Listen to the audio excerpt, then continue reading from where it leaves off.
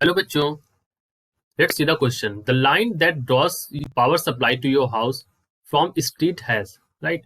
तो जो हमारे घरों में सप्लाई आती है उसमें क्या होगा, इसके बारे में बतानी है यहाँ पर। ठीक है, इन्होंने कहा जीरो एवरेज करंट और यहाँ पर 220 एवरेज वोल्टेज है। यहाँ पर वोल्टेज और करंट जो है आउट ऑफ फेज बाय 9, और voltage and current possibly differing in phase 5, right. तो देखिए बच्चों, अगर मैं यहाँ पर की कॉन्सेप्ट के बारे में बताऊँ आपको, तो की कॉन्सेप्ट यहाँ पर क्या होगा।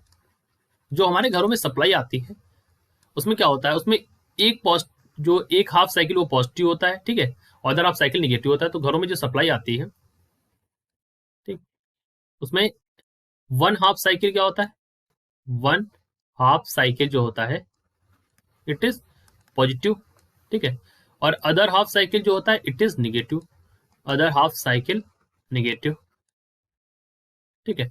तो अगर आप इन दोनों का एवरेज लेंगे तो ये तो वैल्यू वैसे भी यहाँ पर जीरो हो जाएगी। So average current complete cycle में जीरो होती है, ठीक है। देख, तो ये चीज है, और हमें पता होना चाहिए जो हमारे घरों में आई एवरेज करंट आती है दैट इज इक्वल टू 2/पाई I naught. This is the average value of current, right. तो हम कह सकते हैं कि जो एवरेज जीरो जो हमारे घर में करंट आती है it has zero average current. Okay, so अब हम अपने ऑप्शंस पे चलें तो ऑप्शन नंबर ए में देखें अगर आप। और ये दूसरी चीज हम यहाँ पर पावर फैक्टर के बारे में बता दें आपको। एक तो ये की कॉन्सेप्ट आपको याद रखना है, दूसरा पावर फैक्टर के बारे में भी आपको याद रखना है दैट पावर फैक्टर, इसको रिप्रेजेंट करते हैं हम कॉस फाई से, और cos phi is equal to क्या होता है, R by Z. Okay, cos phi क्या होता है, is equal to R divide by X L minus X C. ये चीज भी हमें यहाँ पर याद रखनी पड़ेगी, ठीक है। ओके, तो ए पार्ट में कहा है जीरो एवरेज करंट, तो ये सही है। देखिए, एक हाफ साइकिल पॉजिटिव एक हाफ साइकिल निगेटिव, तो जीरो एवरेज करंट होगी, तो ये बात यहाँ पर सही है। और हमें पता है कि जो average current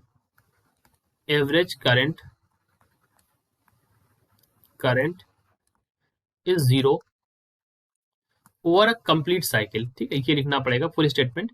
the average current is zero over a complete cycle, it is, तो option number A is correct. अब बात करते हैं ऑप्शन बी के बारे में, 220 एवरेज वोल्टेज, ठीक है। देखिए, 220 एवरेज वोल्टेज नहीं आता है जो हमारे घरों में आता है, ये यहाँ पर नहीं सही है, तो ऑप्शन बी हमारा यहाँ पर गलत हो गया।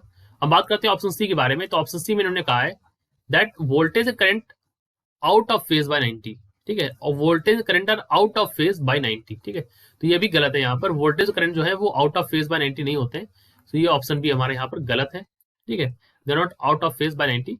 और अगर हम बात करते हैं ऑप्शन डी के बारे में, ठीक है, तो ऑप्शन डी में कहता है वोल्टेज करंट पॉसिबली डिफरिंग इन फेज, ये सही है। यहाँ पे देखिए, डिफरिंग इन फेज 5, ये सही है।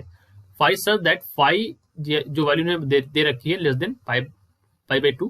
देखिए, जो हमारे घरों में सप्लाई आती है उसमें कुछ रेजिस्टेंस होता है, ठीक है, उसमें इंडक्टेंस होता है, उसमें कैपेसिटेंस होता है। तो पावर फैक्टर की वैल्यू बन के जाती है। सो पावर फैक्टर, जैसा मैंने बताया आपको की कॉन्सेप्ट में, power factor is cos phi, right.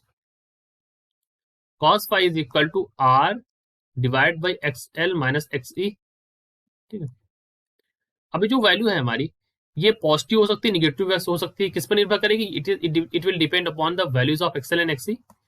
So XL and एक्ससी की जो वैल्यूज होंगी इस पे निर्भर करेगा कि हमारा जो पावर फैक्टर आएगा, let me right in short, power factor आएगा या तो ये पॉजिटिव वैल्यू हो सकती है या ये हमारी निगेटिव वैल्यू हो सकती है। ये किस में निर्भर करेगा, एक्सएल और एक्ससी पर।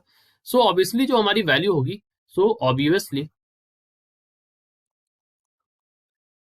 जो हमारा कॉस्ट, जो हमारी फाई की वैल्यू होगी, the value of phi is, यहाँ पर मॉड का प्रयोग किया गया है, इज लेस देन 5/2, बिकॉज 5/2 एक ही कंडीशन में होती है। 5/2, फाई की वैल्यू 5/2, जो ये एंगल होगा 5/2 तभी होगा व्हेन, वेयर, और we can say when, okay, when will be most appropriate. So when R is absence, जब रेजिस्टेंस हमारा एब्सेंट होगा तो उस केस में ही हमारा क्या होगा, ये जो वैल्यू हो जाएगी 5/2 हो जाएगा, और अगर वैल्यू 5/2 होगी तो पावर की वैल्यू यहाँ पर क्या हो जाएगी, जीरो हो जाएगी, बिकॉज cos9 5/2 की वैल्यू क्या होती है, जीरो होती है, इस वजह से हमारा पावर फैक्टर की वैल्यू भी यहाँ पर जीरो हो जाएगी। तो ऑप्शन नंबर डी भी हमारा यहाँ पर सही होगा। करेक्ट ऑप्शन है option number A and option number D. I hope you understood it well. All the best.